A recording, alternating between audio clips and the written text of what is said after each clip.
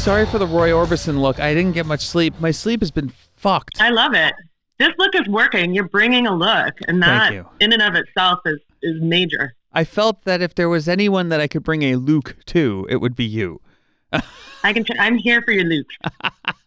So I don't know, how have you been sleeping during this whole mess? Have you been okay? I mean, you have had kids, so I feel like people who have had kids are like, they're in a war zone of sleep anyway. So it's like, it could be you've been trained not to sleep. So if you do have some kind of weird sleeping pattern, it's okay. Like, you can adjust. I feel like I'm at Burning Man. Like, I've been I've been falling asleep at like randomly early times, and then waking up at like 12 or 1 or 2 or 3 in the morning, and then staying up for hours, and then going back to sleep, and then waking up at 7 or 8, and it's just weird. But I don't know. I went through a real griefy kind of sad fear period, and then I just had a really good talk with a friend yesterday, and I don't feel that right now. Like, I feel grief for the outer world, but I don't feel like me living in a state of grief is going to help anyone. Totally. Absolutely. I agree with you. And I think we all have to kind of get into that place of like, well, yeah, our own situations might seem really messed up, but if we look at everyone else, it's really bad for a lot of other people out there right now. It's people who are really struggling. So I think that, yeah, you're right. It's kind of like the best way to be of service is to just be grateful for what like we got going on, and then like go out from that energetic place rather than being like, everything is fucking fucked. Which is how I was feeling like last month. It's weird. I didn't feel that way up until recently. Like, I've been like, I'm going to do all this stuff, and it's going to be great. Like, I started podcasting more because I have more time. I started doing video for the podcast. So like, I've had a lot of that like productive self. And then I was like, and then I got into the whole like existential dread at 4 a.m. and it would be like, oh God, what am I doing? What's happening? What's going on? This is all for nothing. I would go into those holes of just madness, and not be able to get out, and then just not sleep. But I think it's getting better because I'm exercising. I don't know. Me too. I just started exercising for the first time, I did like a couple of Ryan Heffington dance classes at the beginning, but then I really was like, okay, I'm going to like yoga. That's going to be my thing. Yeah. I figured it out. It's fine. Like, yeah. So I feel great. So what has your routine been like in this shit? Okay. So my routine started out like I was suddenly running a homeschool, and I got really competitive about it, where I was like, I'm going full Mary Poppins. Our kids are going to remember this is the best time of their entire lives. We're going to sing. We're going to do projects. We're going to melt crayons and make fucking new crayons. It's going to be amazing, and they're going to love it. And that worked for a while. And then it kind of like petered off into like more of a Miss Hannigan, like screaming drunk lady. But like, I say that mostly in jest, but like the screaming for sure. Like, yeah, there's been these little like flare ups of like anxious insanity. But I think for the most part, it is just like, it's kind of like any time, like the evil wolf and the good wolf, and like, or the, like whichever one you feed. So I'm like way more Mary Poppins right now and enjoying it. But the routine started out, I was running a homeschool, and I usually did it from 9 to 11 every day, and we'd do crafts and whatever, and then I'd do it again. We split it up with the people that we're quarantining with. Like, we are quarantining with our exact next door neighbor, who we carpooled already with. Wow. So it was like, we were already in a petri dish because our kids are on each other all day, every day. Like, they go to school together, and they ride in the car to and from every day together as a unit. So our neighbor was like, look at, like, if we're going to do this, we should do it together. Let's forsake our families and be one unified pod, because I can't do this without you guys. And we were like, okay. So we just like entered into this like contract with our next door neighbors. Oh, that's great. And part of it's amazing. So we trade off like 2 hours of childcare in the homeschool rotation every day. Oh, that's fantastic. That's so great. So then you get like a little break. Yeah, like now. Yeah, like now. Exactly, like now. Yeah. That's awesome. That sounds great. And now you're in LA, right? Yeah, so I live in the Highland Park area in Los Angeles. I love Highland Park. I love Highland Park so much. It's so nice. Every time I go there, everyone I know lives in Highland Park. That's like the spot, right?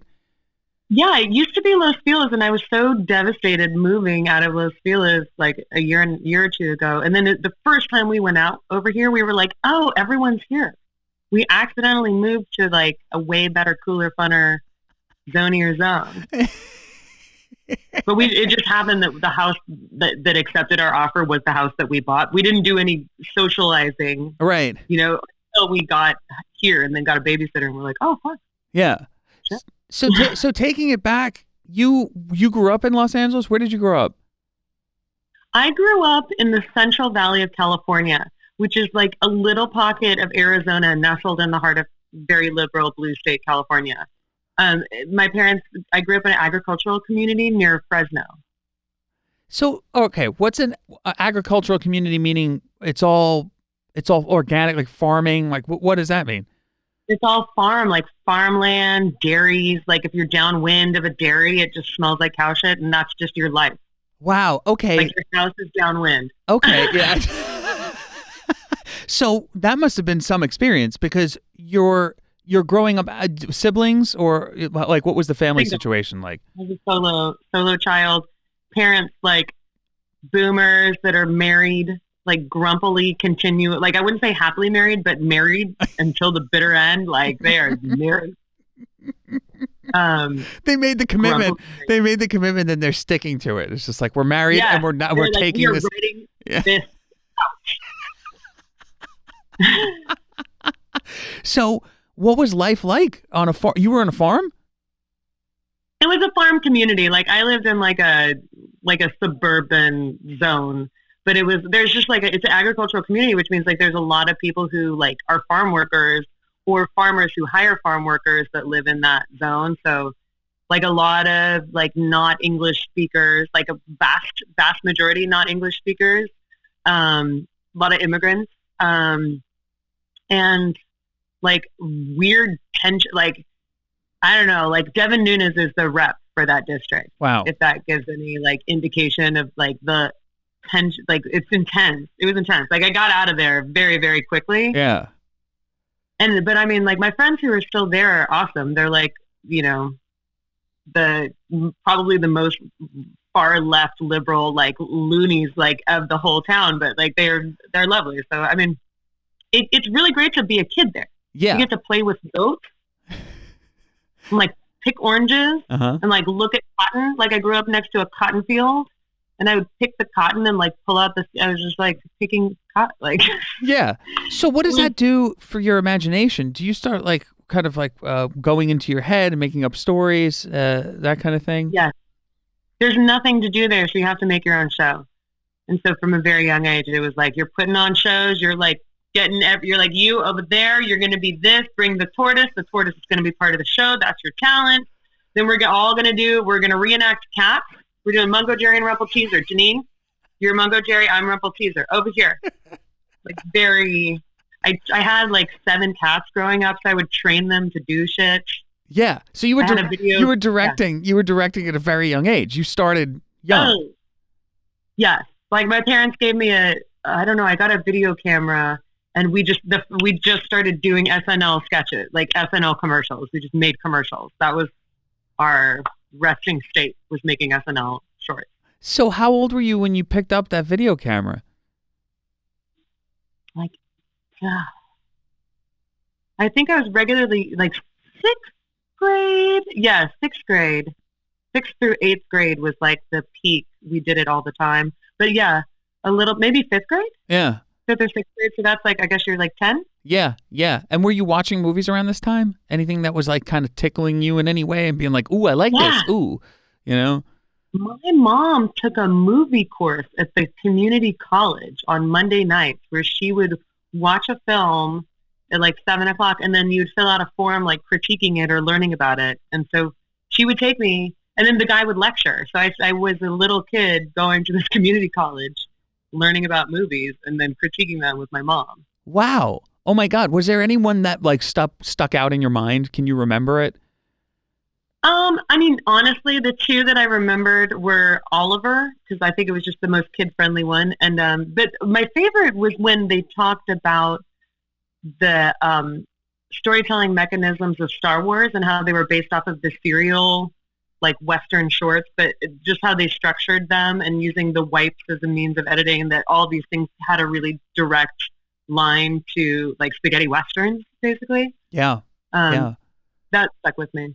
Yeah, and samurai films, oddly enough, too. He was like, it was like Kurosawa. I was like, Kurosawa was one of the influences? I had no idea that it was like Westerns and Kurosawa. I was like, okay, that's what, yeah, it's nuts. That movie is like so layered. I had no idea. All like that whole first film is so layered in terms of like cinema history.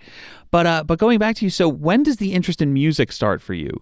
Because cello is such a specific instrument, you know, and it's a thing that I feel specific people gravitate towards. And if you told me you were a cellist, I would believe you. I'd be like, yes, that makes sense. You just have that cellist vibe. So where does that start coming into your life? About the same time as the camcorder. So in fourth grade, this was back when they had public music in schools, which is kind of coming back, which is very exciting. But the music teacher came and was like, he demoed every instrument. It was like, this is the cello, this is the violin, this is the viola, and this is the bass. And it was very clear to me that the cello was the best one because you could talk while you were playing. And the violinist had also, and you could sit. The violinist, they made him stand up. And then they were like this. I was like, well, obviously I want to be able to talk and poke my friend and sit down. But also the musically, it was just the most similar to the human voice. So the octave, the cello was like, why would you play the violin when you could do the cello? Because you can get all those low, deep, bassy notes, and it overlaps sonically with what the bass's range is. And it also, when you go up high, has a beautiful timbre of the best parts of the violin. So it felt like just a more versatile instrument musically. Like I could play a violin part on the cello and I could play a bass part on the cello. And then I could sit around and talk. And it's a very satisfying sound, you know, when you create it with the bow. The cello has a specific sound when the bow hits it that, like you said, is like the human voice. It almost sounds like, you know, if someone was humming, it could almost be that, you know, if someone was humming in a specific octave, it could totally sound like a cello, you know. So when do you start training? Are you training? Are you learning? Are you self-taught? What's going on? So I started in elementary school, like around fourth grade. So I think it was 8. I think it was around 8 when I started. And then you get into chairs, the chairing of like first chair, second chair, third chair.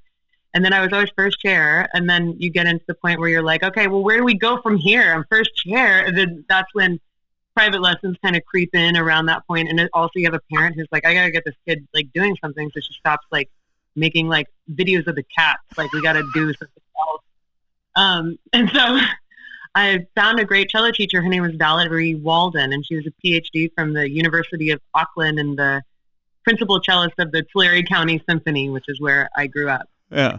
And she was my teacher, and she was amazing. And then you go into like all state. And then like what happens is that once you're first chair, then there are all these competitions where you compete with all the other schools. And then there's all state, and you do these orchestral meetups. They're kind of like science Olympiads of the state of orchestra. Yeah. And then, and then that's just what you do. And at a certain point, you decide that you want to practice 17 hours a day and not have a life and go be a professional musician, or you want to do something more fun. Yeah. And blow off practicing, which is where I firmly fell. That's where you fell. Yeah, you fell into the, I don't really need to practice. I can work it out on my own. But you ended up becoming successful. I mean, you did end up becoming successful. So at this point, are you like, I'm out of this literal one-horse town? Like, are you like, I got to get out of here. I got to get out of the agricultural neighborhood and go somewhere else? Yeah, I was always like mentally in LA or San Francisco because when I was a kid, my parents took me to the Pantages Theater and the Schubert Theater to see Cats, which I saw 5 times as a child. Yeah. The Schubert's a historical place. That's like a big deal. The Schubert. Yeah. Yeah. Yeah. And so, yeah, so I was always like, that seems more fun. And also when you're looking at, let's use Cats for an example, because I knew I know every word of every song of that show, non-ironically, before the movie came out. Like, I had my own Cats t-shirt from when I was a kid that I would wear because I thought it was hilarious, and now it's taken on a different meaning. But I just want everyone to know that it was my original 90s Cat shirt. If I want to take one thing away from this interview, I was into Cats first. Did you see the new one? Did you see the movie? Yeah, I saw it on New Year's Eve. We got hammered at the Draft House and went to a rowdy series where you scream at the screen. What are your thoughts on it? I want to divert from your childhood and go to the thoughts on Cats for a second. Dennis, there's so much. This is a really deep thing to parse through, but I will start with the most controversial part for me, which was the Mungo Jerry and Rumple Teaser. I think that they did the wrong version of that song. Oh. I think they picked a lesser version. They did it from the London cast recording, which is clearly not superior to the Broadway version. And I think that the movie would have taken a totally different course if they had chosen a different song selection. As a professional, Judge made eye contact for the first time and broke the third wall in the very last scene. It was an interesting choice. Yeah. She's really committed to Old Deuteronomy. I like seeing Old Deuteronomy as a woman. McCavity confused me. And there were some songs that needed to leave because they didn't uphold the test of time. Right. And they were right to leave. But there was an operatic section in one of those songs that didn't make the 2020 cut, rightfully, that I did miss. Yeah. Which one was that? Well, it was the operatic section of Growl Tiger's Last Stand. Okay. Where there is a cat who is a pirate and then a cat who is a beautiful white fluffy cat, and they sing a beautiful Italian love duet. And it's all in Italian, and it's spectacular. And they cut that? But it is surrounded by very racist tropes that should not have been in any movie at all. So it was right to strike it. Okay. But I did it was struck for good reason. It was okay. So okay.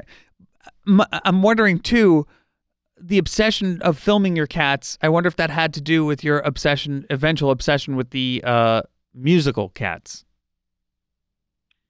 I am fostering 3 cats. I have 5 cats right now in my house. My husband's not happy. That's amazing. How many? Are they all sorts of different breeds or mutts, or what are they? I got an emergency call while we were in lockdown where they're we found a mom who just had a kitten yesterday. We need a pickup. It's a white fluff ball. And I was like, give me the fluff ball. I'll foster it in my laundry room. And what else are we going to do? And then she gave birth in my laundry room. So there's a little trio of snowballs. I call them the snowball family. Oh my God. And they're kind of one cat. Yeah. Yeah. They're all one thing now. They're just a thing, and they live in their own little zone and are kind of separate. And then my other cat, Hallelujah Pantera, who's amazing. So the cello brings you to working with incredible musicians, Beck, the Carey brothers, the Fray. I mean, you had such a long history. I mean, when I met you, you were still touring, correct? You were still doing your thing, but I know that you were dabbling in film, which we're going to get to. Yeah.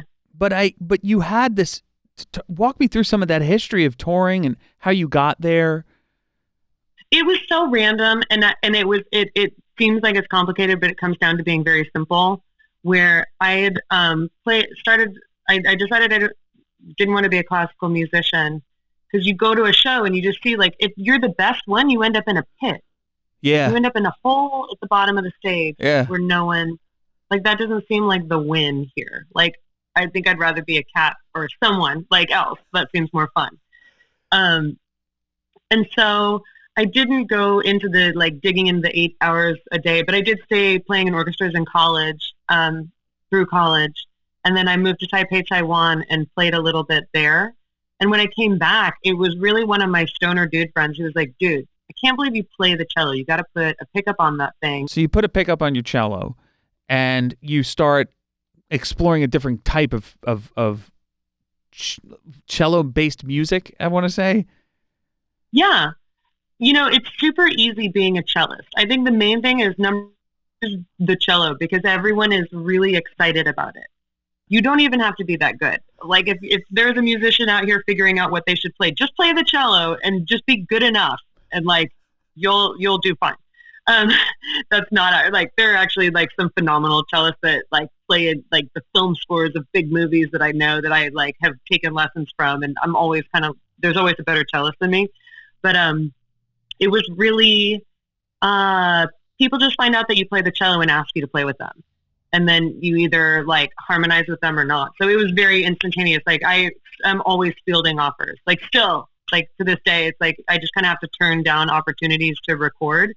Mainly because I feel like there's probably someone who could do it tighter. Like I hire other people, but I did some cello in my film score, but it's really easy. So like people found out that I played the cello, and then I was recommended to other people. And so with Beck, I did a music video, and then he was like, "Oh wait, you play the cello?" And he was like, "Come play." And then like I did some other stuff kind of with them, and that was a really localized experience in Los Angeles.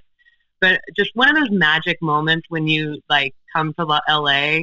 And like Beck calls you and they like deliver music to your house for you to learn. And it's like the songs that you loved when you were a kid. And you're like, oh my God. And then you're like, I'm playing Where It's At with him. Like, it was just amazing. And like, I didn't end up going like, I didn't go like around the world, like on that particular tour, but there were nice moments that were really exciting. Like seeing like where like my imagery was included in that record and that it's just there, or like where I was included in like a music video of like one of my favorite songs, and that was just like magical. And then people get really excited about that you've had that interaction and like life experience, and then like people are like, oh, will you play with me? And then that's like where it really spins out. And I would say the hub of the cello rock intersection of Los Angeles music is the Hotel Cafe.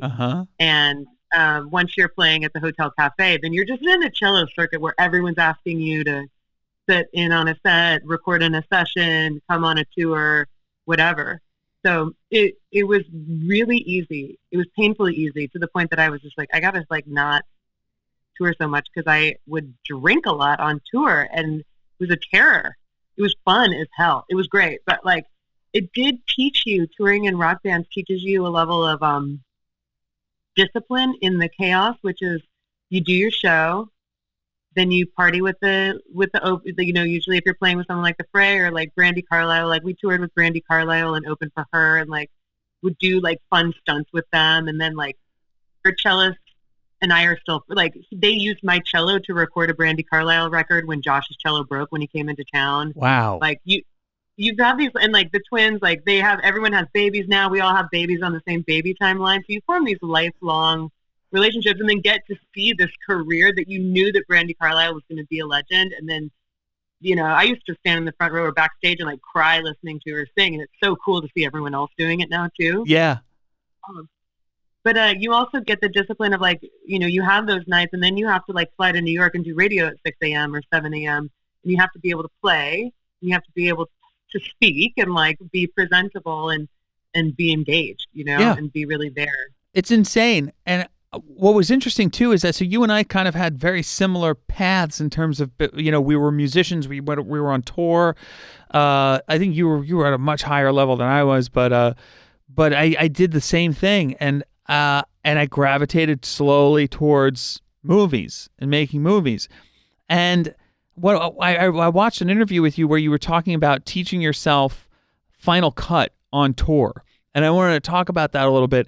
When did you start kind of going, this is all fine and good, you know, the rock and roll lifestyle and touring and whatnot, and it's a living, but I need something more. I really want to get into the visual thing. When does that pick up for you? Yeah, I mean, so I would say that a lot of the opportunity came from, I came to Los Angeles originally because I wanted to be like a young girl Clint Eastwood who was able to write their own stuff and direct it and be in it, and could whip out a cello on the thing if I needed to, but like that wasn't the end goal. And I did commercial acting, and I was like going out for dumb stuff where it was like dumb bimbos on Entourage, like getting shot. Like, and I'm just like, not, it's fine. Like if you're that girl, like go for it. I would be fine. Like I totally support that, but it just like, I wasn't good for that. And I wasn't good at it. Yeah. So the opportunities were in a match of kind of where I was. And I don't know what it was, but the rock and roll was so easy. And so I just kind of went where it was easier, because where I was actually there, like my purpose had been harder. But when I was struggling to act, a friend of mine who was a director named Johnny Ross was like, if you want to be an actor, you got to get Final Cut Pro. You got to learn how to edit, be shooting your own stuff every single day and cutting it together every day, and not giving control over your career and your life to someone else. That's how you're going to own your life and your career, is by learning how to edit. And like that day, I like figured it out and got it. And then it was someone who I was in a rock band with, who was a director actually, that taught me the beginnings of Final Cut Pro. Yeah. And so I started with a David Bowie song, Starman, that I think it was the Bowie at the Bee version, not the Ziggy Stardust version. Yeah. And was it me and like a little like monster finger puppet? And then I made this love story where we went to Disneyland and we fell in love, and then he broke my heart. He met another finger monster, and I was like going insane crying. And I just really liked that song, and it was easy to cut to.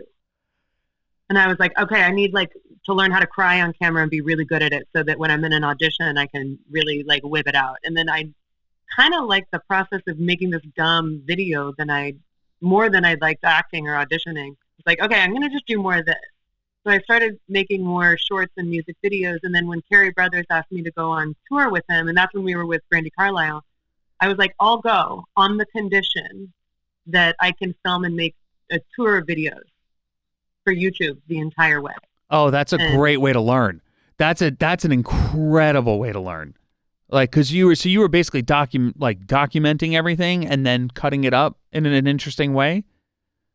Yeah. So every city we went to, I would be filming behind the scenes and in front of the scenes. I brought a little camera with me. I don't remember how I did it. I guess I don't remember the device I used. I think I just had like a little DVC Pro camera. Yeah.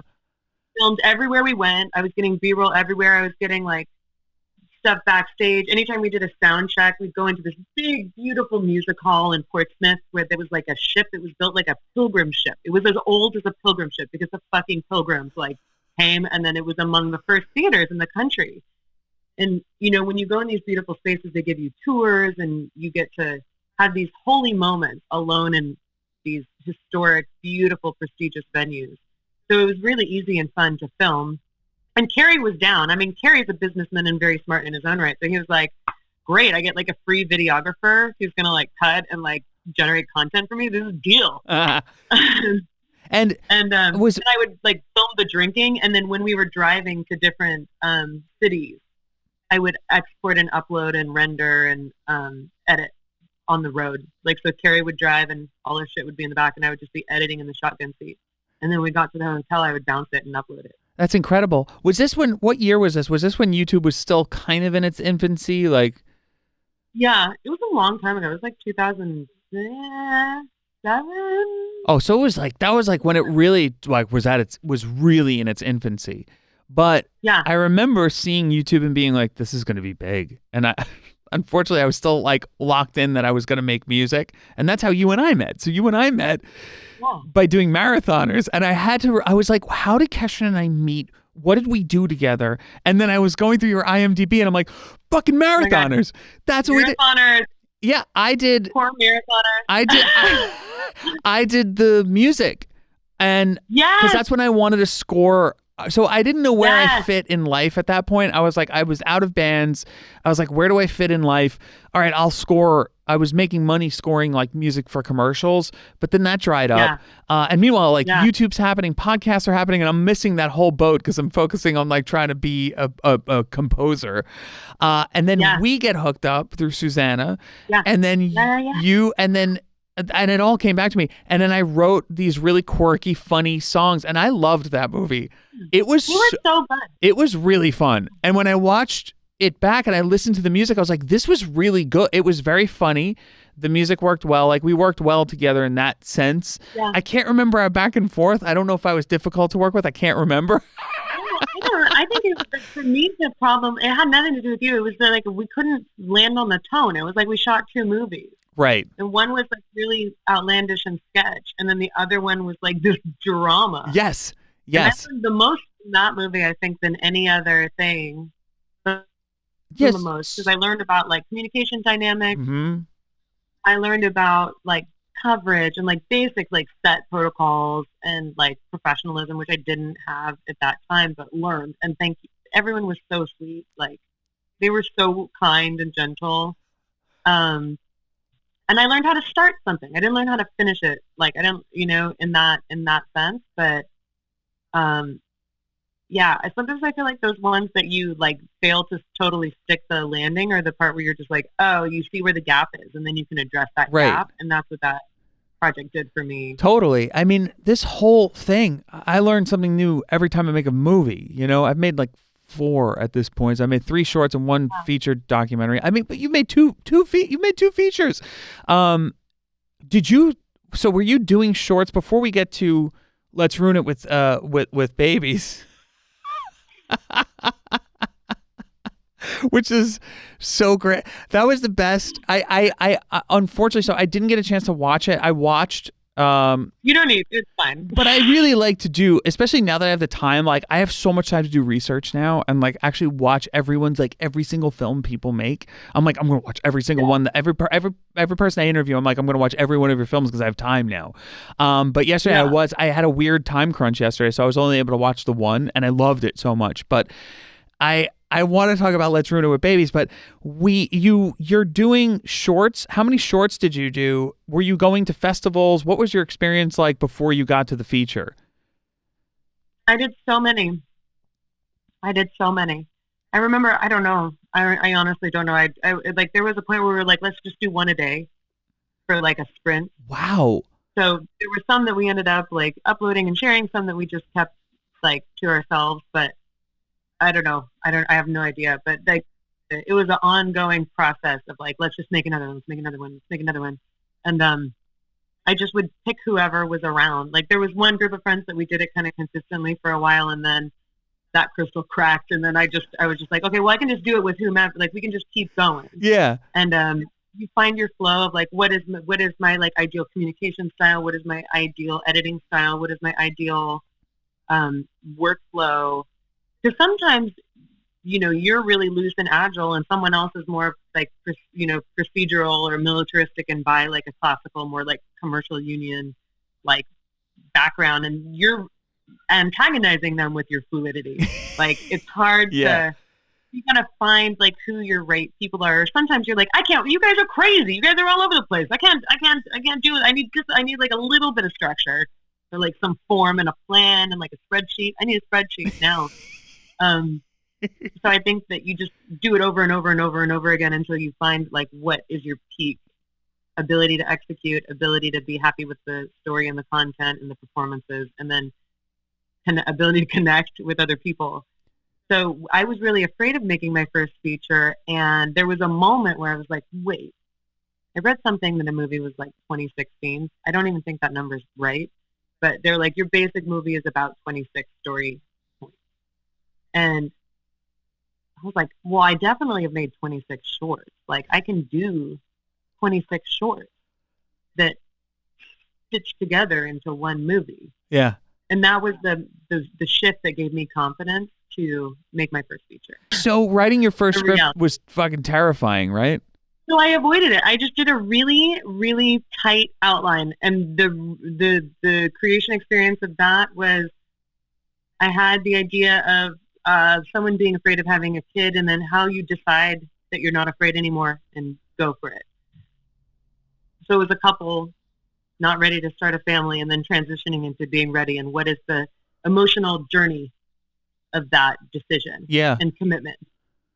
And I wrote a story, but I just did it on Post-its on a board. I was like, Act 1, Act 2, Act 3. And then anyone who would listen to me, they'd be like, what are you doing? And they'd be like, hey, how's it going? I haven't seen you in a while. What are you up to? And I'm like, well, actually, I'm up to this. Here's the board, and here's Act 1. We open with blah, blah, blah. And I would just like keep talking through every single scene until they walked away or were like, okay, well, then why does this happen? And I'd be like, oh, because they blah, blah, blah, blah, blah. Poop. And I'd like throw it on the board and solve the problem. And I just did that like 20 times. Yeah. And answered all the questions with extra Post-it notes. And it got really clear of like the chops and like just the whole story and the conflict and the premise. And it got really tight. And then on like the 21st time, my friend Yelena was like, "Oh, that's good. Can I produce it?" And I was like, "Sure." And then she was like, "Well, let me call my friend Sam because maybe he can shoot it." So then that was the 22nd one. And he was like, "Oh, yeah, I'll shoot it. Can I be in it too?" And I was like, "Yeah, great. Solve the casting problem." That's amazing. And it all just kind of came Yeah. together. That's incredible. Now, was it autobiographical to a certain extent? Because it's about, you're getting on a bus, you're going on tour, you're contemplating children with the husband.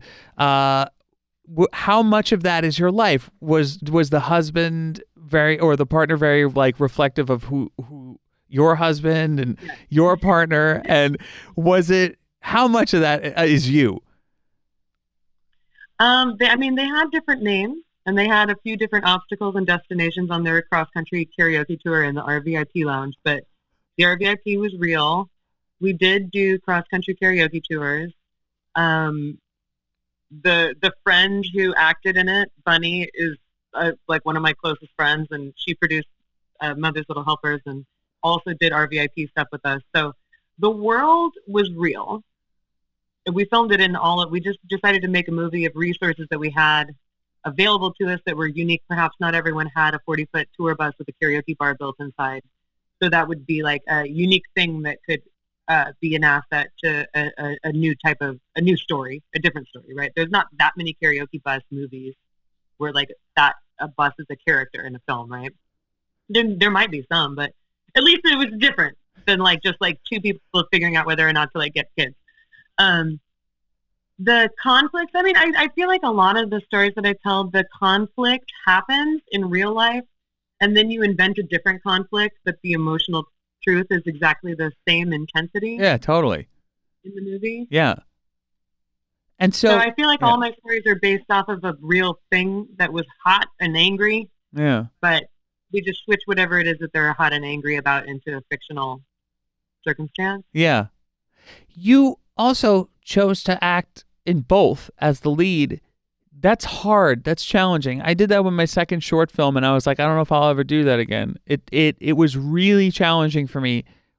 This is your first feature. How the hell did you make that decision to be like, I'm going to direct and act in this? Was it just a natural decision? Because I was cheap and available. I was like, I knew I could always have one. I knew I could reshoot. If I bombed the scene, I could just reshoot it. Yeah. Yeah. And you knew the motivation of the character, right? Like, that's why I cast myself in my second short, because I was like, I know this guy. I'm just going to do it. I don't want to hire anyone. You know what I mean? Like, I didn't want to hire. I was lazy. I was being lazy. Yeah, no, I think the whole part of like working with actors can be really exhausting. It can also be really rewarding and fulfilling and energizing. But I had a two-pronged thing where I was a professional actor and had done TV and commercials and stuff. So in like other indie movies. But often when I would do those jobs, I would look at it and I would be like, I totally could have done that better. I wish that I had seen the date. I wish I could have seen, and then I would have adjusted it like this. Like I was always directing myself in every job. Yeah. Pretty much every job I've ever done, I'm like, yeah, I just landed that thing better. And so it was fun as an actor to have the opportunity to just adjust myself and be like, well, at least I acted it better than the last take. Like if there was someone else there and didn't. I felt like there was room. I was able to improve. Perhaps there's still some things where I look back and I'm like, oh, I wish I kind of like me, but I'm kind of okay with that. I think that there's a certain part of filmmaking that is just, that's your resting state, is silently judging your past. Oh yeah, totally. With like moments of perfect joy, appreciation. Yeah, absolutely. I'm judging myself the whole time on a set. But this brings you to Mother's Little Helpers, which is so good because it's so multi-layered. The performances are amazing. The casting is incredible. You've got, I'm going to go through some of these names. Brenda Wool, I loved her. Brenda Wool is... Brita Wool. Brita Wool. I put Brenda down. Brita Wool is wonderful.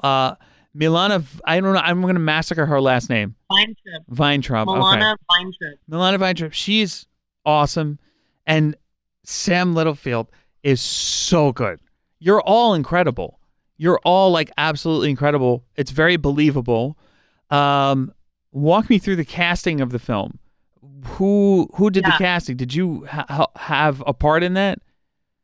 Yeah, they were just my friends, and I called them and pitched them. Wow. There was no one else. It was just like a conversation in my kitchen for some of, yeah. I think I just talked to every single person one-on-one and pitched them the story and what their role would be. And then they related to it, their personal experiences to it and had a connection and an understanding. And I think I chose them too because I sensed it for some reason. Like they all just felt like they embodied the person, and they were the best actors that I knew and were available. And Brita and Sam are monsters. I just call them monsters. Like they can just come in and they'll be like, "Hey, how's it going?" And, like burst into tears and like break a thing, and then be like, "Okay, oh, you want to do it again? Okay, great," and then do it better. Yeah. They'll just like all of those like high intensity emotional moments, like single tear trail, like all the emotional, heated, hot moments where they're glorious. They just knocked them out take after take. They were able to repeat it. They're such consummate professionals, and they're such warm, gentle, smart, funny people that, I mean, I still am so grateful. And Melanie Hutzel too, who I remember watching her on SNL. Yeah. And being a huge fan of her, and it was really exciting to get her to be my mom. When I saw her in the trailer, so I was saving her for last. When I saw her in the trailer, I was like, "Holy shit! I love her. I love her so much, and she's so good in that role." That must have been a dream for you. How did that happen? She was performing it in the basement of Casita del Campos, which is a drag bar. It's a gay bar on Hyperion in Silver Lake. And she was doing a show with our friend Drew Droege, who I went to see. And it was the first night I went out after I had my son. It was like I'd been trapped in a house for 6 weeks, and I went to a drag bar and drank I got like hammered off of one margarita. And Melanie Hutzel was dancing and singing in this hilarious show. She was so funny. And I walked up to her at the bar after the show and pretended not to know that she was famous. And was just like, "Oh, that was so good," and then like made some jokes about like that I was lactating, or that I was like, "I gotta go lactate in the bathroom. I just had a baby." Woo! I said something like really crass and oversharing. Yeah. And she remembered that. So you hit her up a year later. I hit her up a year later and was like, "I met you at the bar," and she was like, "Oh, I remember." And because Drew very generously and kindly introduced us, and then she met me for coffee, and I just explained the role to her, and then she was like, "I would be interested in hearing more." And I said, "Well, my office is next door. I can show you the board." I had a board. It was the same board for the second movie. I was like, "Gotta have the board. Get the Post-it. Gotta get the board." And so I walked her through the whole board, and she was like, "Okay." And then we shot like the next week.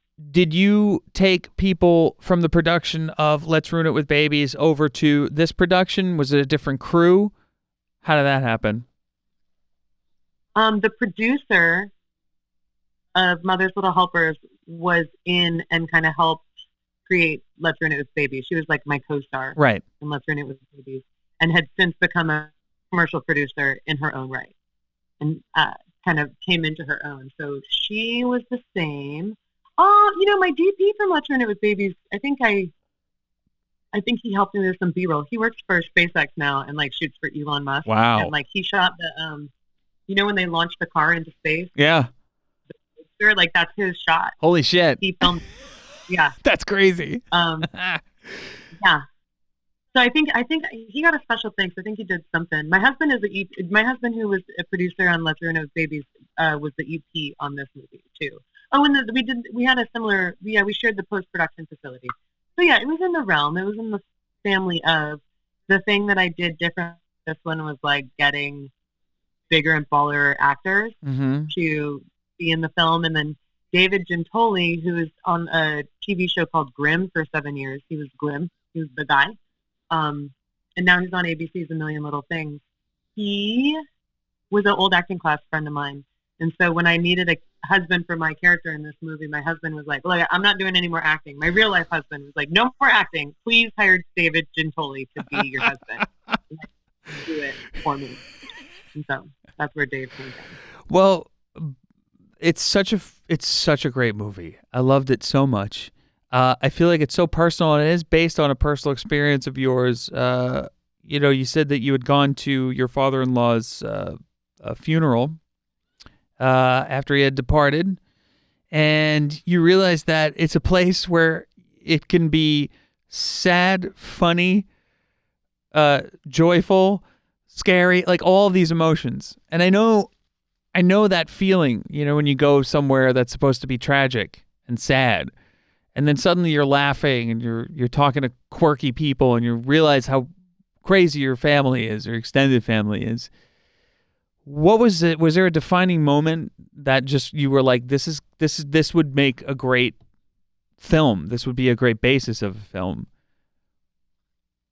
Yeah, it was actually when we found out he had weeks to live, and we were like, we can go there and be with him in these final weeks. And there was some hesitation, rightfully so, from the extended family, because he was a flawed gentleman. But we were like, but we're going to have to live with ourselves, whatever we end up doing. So we should probably go. Like, we know we'll regret it less if we show up and do the right thing for someone who maybe didn't do the right thing.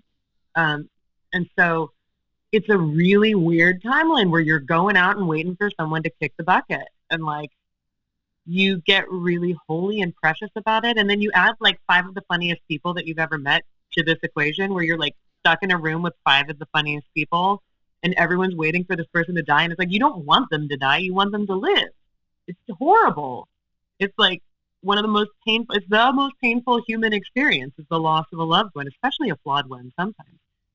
But at the same time, you're like, well, if they are going to die, like, I want to be like there for them, or I want to make this experience really positive for them. And then when I start getting upset, I'm going to go in the car and scream in a pillow, or like get on the phone and shout at my friend, or like get in a fight with someone. But I'm going to be really well behaved while in the room with the person who is departing this plane. And we're going to be on our best behavior. We're going to give them the treatment. We're going to be so good and so awesome. And then when like someone says something or like starts a fight, we're going to go outside and like scream at each other. Yeah. And, like, but we will behave when we're in front of the person. Yeah. And then you're like, shit, they're totally not dying. Like, they're not dying. Like, that was a thing that kept coming up, where it was just like, the person doesn't die the way that you expect them to, or the way you want to. Like, it's not about you at all, but we all make it about us. Totally. Like, they're never going to fucking die. It gets to the point where you're like, they're never going to die. You're like, who wants tacos? But you're afraid to go get tacos, because what if they die while you're getting tacos, and then you fuck the whole thing up? And that was so funny to me. And all of us had these holy moments, like, kind of hoping that we were the ones that it would happen.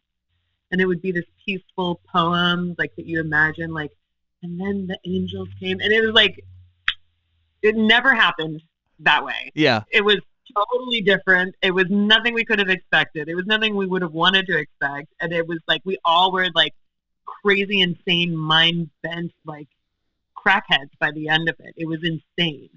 And then like and then there were lies that happened right after we couldn't actually ask them about what had happened.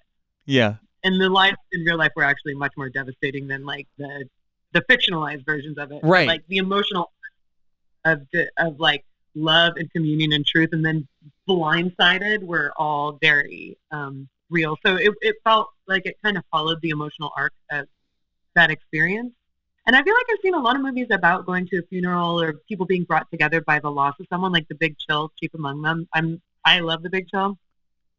But I'd never seen anything where it's like there's this hourglass, like the part of you that like is like the stick poker in you that's like, poke it. Is it allowed? Is it like that curiosity?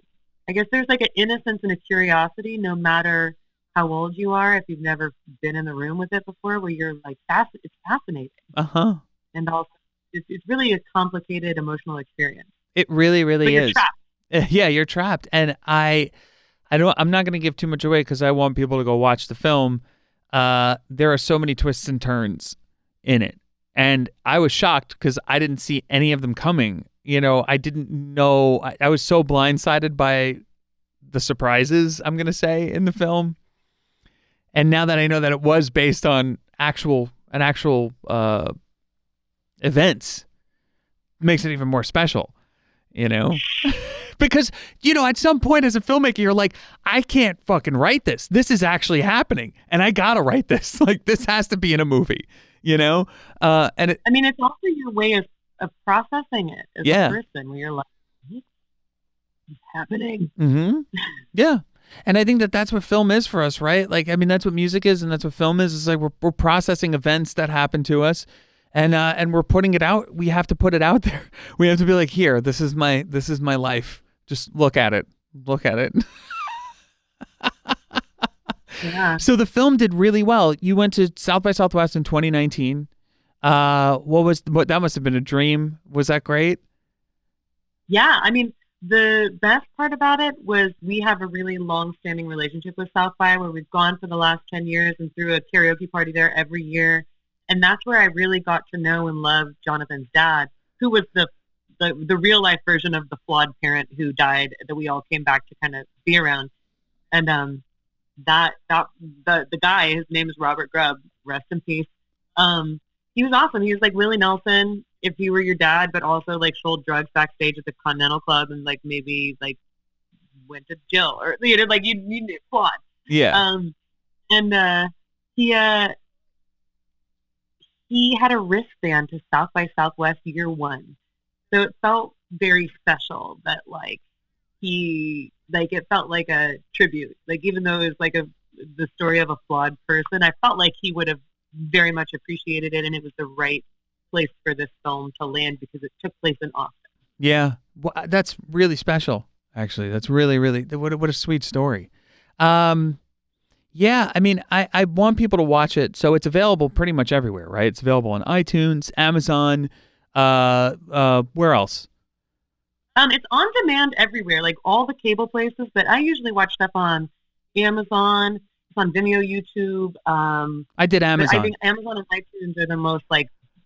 I think Amazon would probably be the right answer to that. But there, literally anywhere that you can like stream a movie or rent a movie, that's where it is. Yeah.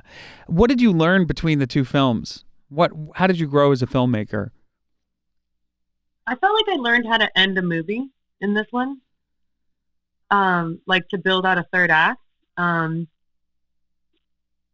felt like I learned how to overcome the fear of asking people who are more talented than me to collaborate with me.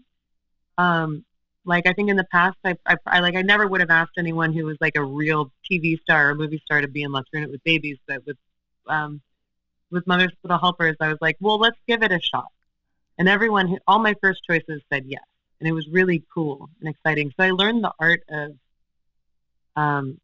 like asking people who maybe frighten you a little bit, but you're in awe of if they want to work on your project. And the fact that they all said yes was really special. That's wonderful. That's so great. What's next for you? What's coming up? What other movies do you have brewing in your brain? So I'm directing a movie right now that I was hired to direct we were supposed to be done shooting, but obviously we haven't started shooting yet. Yeah. It does kind of go with the like quarantine compound summer camp style of like immersive filmmaking. So we're like, can we be quarantining right now in preparation, and that maybe like sometime in June when the rules are like permissible that we could go. So we're taking it really seriously, and we have meetings and like talking on the phone and Zoom rehearsals. My cast and I of Mother's Little Helpers shot a pilot together, which we assembled in January, and then some of us got jobs, so we got distracted. So I actually have a hard drive where I'm fine cutting a pilot that we shot with all the cast of Mother's Little Helpers, but playing different roles. Oh, fantastic! That's really fun. And then I have a script that's in development that I need to rewrite, and that I've been so distracted releasing Mother's Little Helpers that I haven't been giving it the proper attention. So I'm really excited to just like give it headspace and time and love. Yeah. Because it's going to be a good one. Yeah. It's exciting. It's so exciting. And it's so great that I'm so happy that you went on this path. The weirdest thing, okay, I got to tell you how I found out about the film. So yeah. I'm scrolling through Instagram as we all do, like that's all I'm doing right now. I'm trying to read more. Actually, I am reading more. I'm reading the David Lynch book. Are you a David Lynch fan? Oh yeah. Oh man, this book is so I good. should read the David Lynch book. Oh, it's so good. It's Room to Dream. So basically, the author writes one chapter, and then he writes about the same experience, but he wrote it. So he writes it. So it's like chapter about Twin Peaks from the author and interviews, and then the chapter from David Lynch's point of view. It's so good. It's so good. I can't put it down. So I've read like 5 books, I think, since we've been in isolation. So I've been reading a lot. But I was scrolling through Instagram, and I see an ad, and it says Mother's Little Helpers, and I'm like, Kestrin Pantera. I know Kestrin. I know her. Oh my God, wait. So I click on it, and I'm like, Kestrin, I need to message her. She needs to be on the show. Holy shit, we're both doing film now. This is great. And then I couldn't remember how the fuck we knew each other, and then I realized it was Marathoners, and I'm just so happy that randomly just came up in my feed, because I was like, oh my God, we're doing the same thing. This is great. That's awesome. Yeah, it was a divine intervention of the universe and quarantine. I love it. So quarantine is bringing people together while keeping us apart. Yes, absolutely. So there are 2 more questions before we sign off. My girlfriend, she's like, wait a minute. That's the most amazing name I've ever heard in my life. Can you tell me about your name and your your nationality? Like, where does this name come from?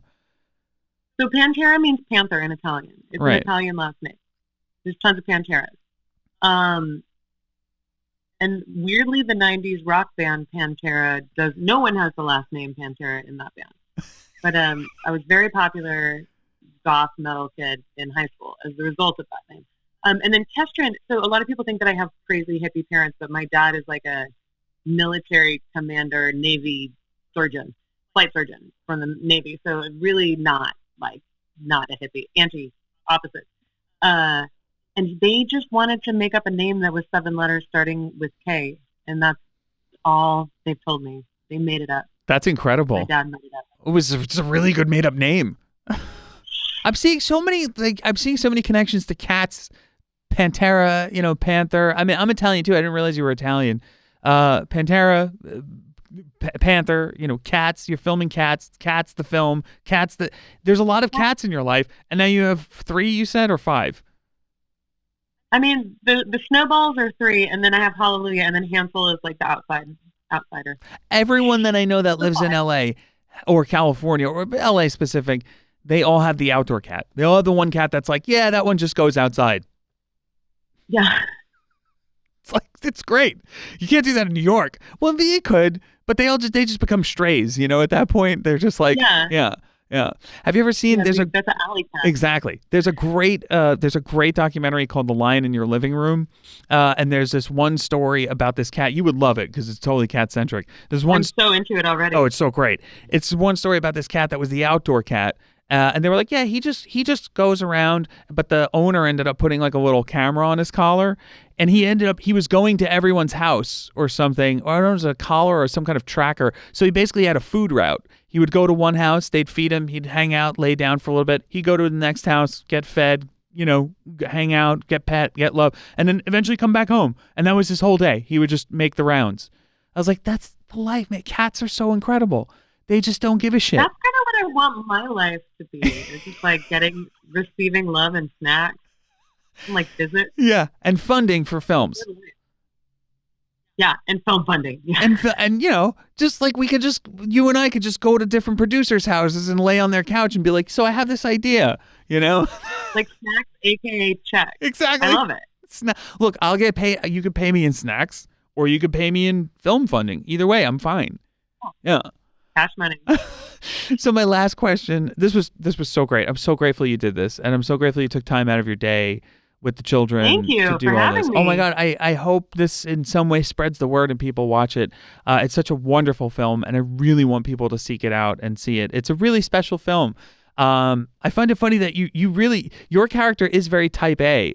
She's got the pen, she's writing everything down, she's very organized, which is like, I know I said one more question, but here we are. Do you find yourself, was there some of that in there? But I always figured you were more of a free spirit than a type A.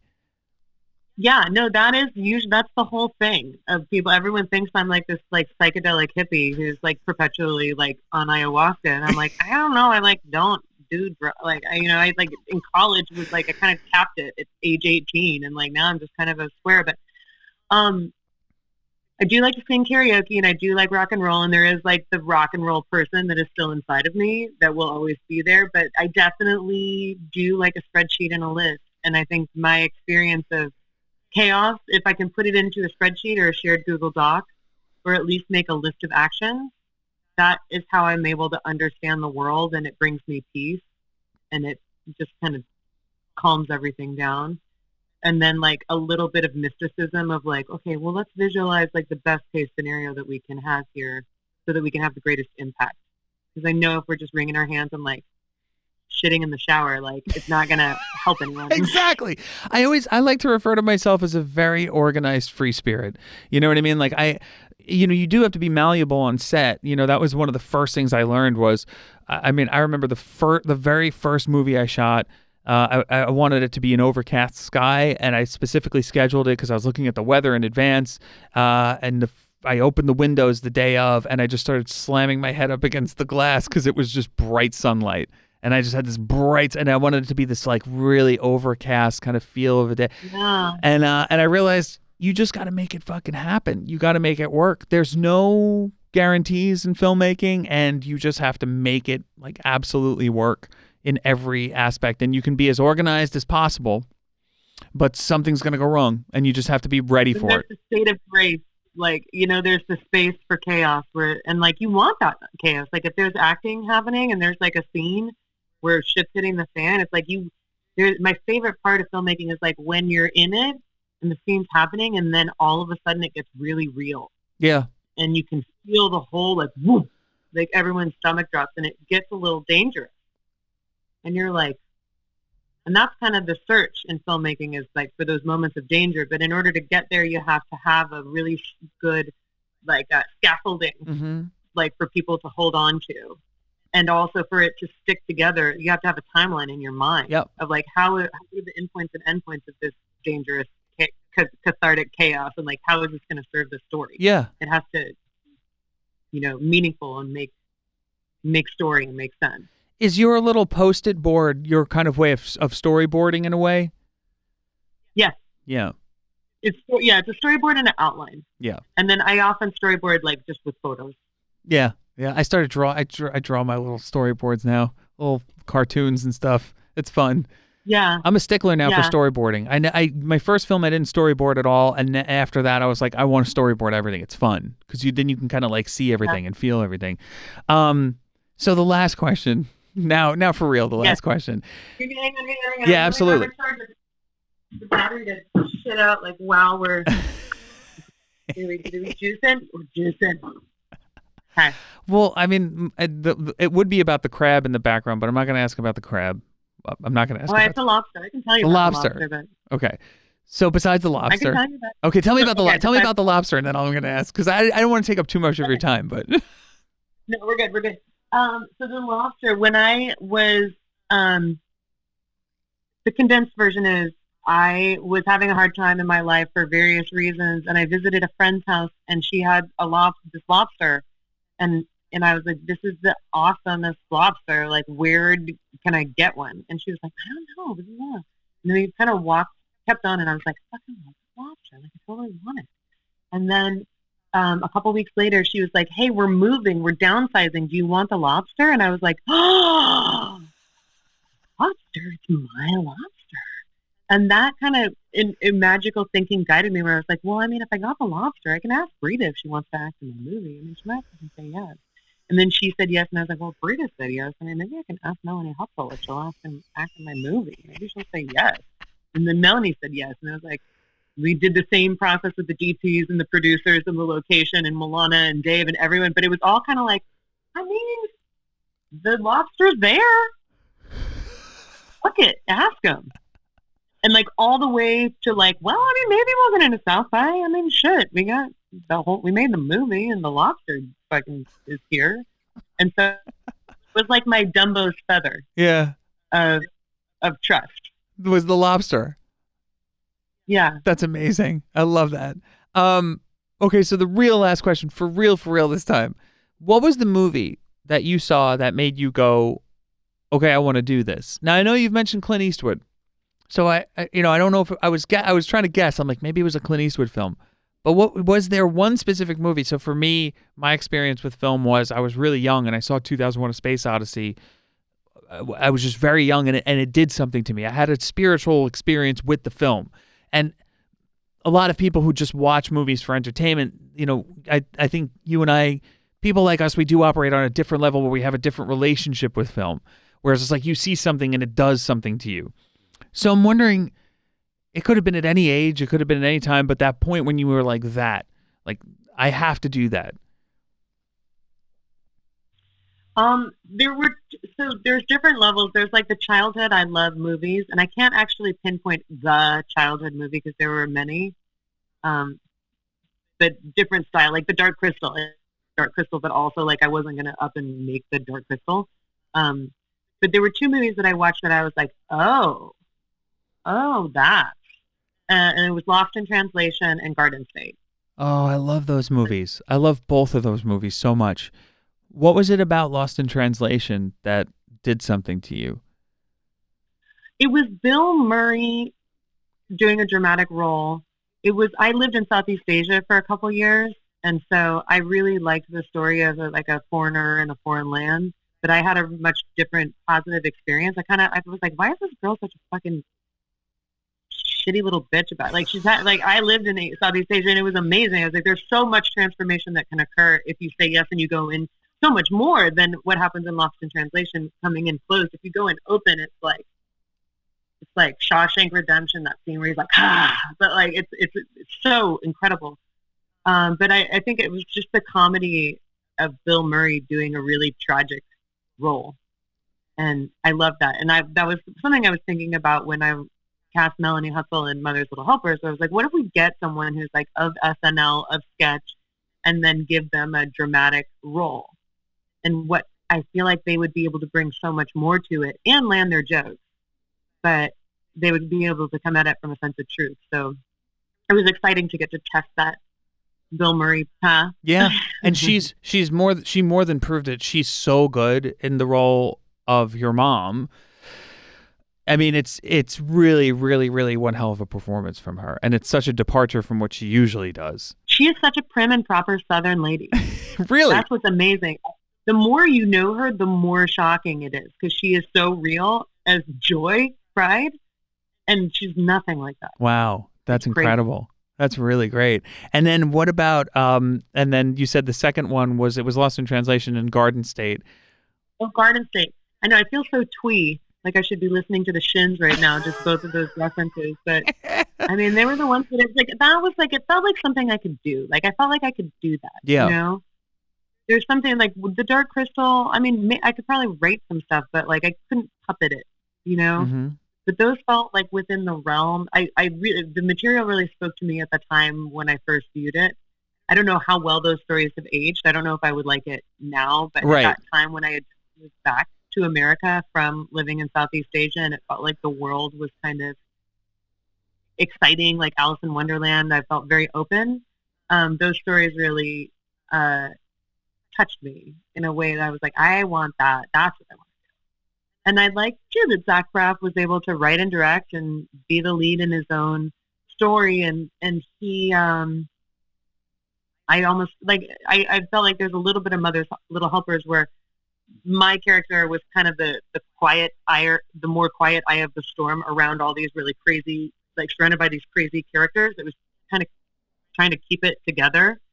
And, I felt like there was a similarity with that, where this like character coming home as an observer of the world around him and kind of processing and interpreting it. So it helps you, it frees you up, I think, to like cast more eccentric characters. Right. And one of the through lines that I've noticed in a lot of what you've said was waiting for permission. Did that film, in a sense, give you some sort of permission that you could act and direct? Did it give you that like feeling of confidence and go, you know what? If he can do this, I can do this? Yeah, I think he and Clint Eastwood, and then later Tina Fey. I came really late to SNL with Tina Fey, but just being like, well, I mean, they're doing it.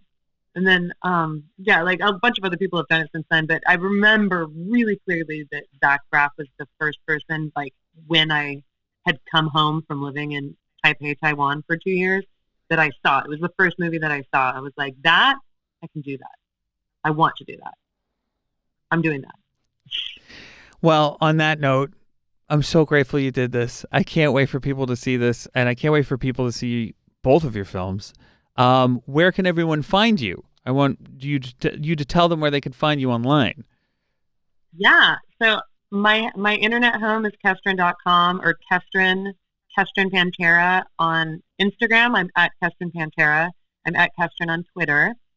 And then Mother's Little Helpers Film is the handle for Instagram, or motherslittlehelpers.co. So you can go to either of those places, and that's the link where you can see the whole all the places that one can find and watch the film. Awesome. This is great. I'm really glad we got a chance to catch up. This is awesome. I'm so grateful, and thank you for finding me, and thank you for reaching out, and thank you for making music for marathoners. I'm sorry I didn't just like slam that one out the door, but listen, it was what was that, like one of your first ones, or your first one? Yeah, it was the first one. Yeah. Well, yeah, you know what? Like the first like short with the team. But I learned how to make a team. You know. You learned how to make a team, and you did. I thought you did great. I love that movie. I thought it was funny. I loved working on it. You know, and man, I hope we cross paths again. The universe really worked out on this one. So thank you. I really appreciate you being on the show. Thank you. All right, I'll talk to you soon. Right.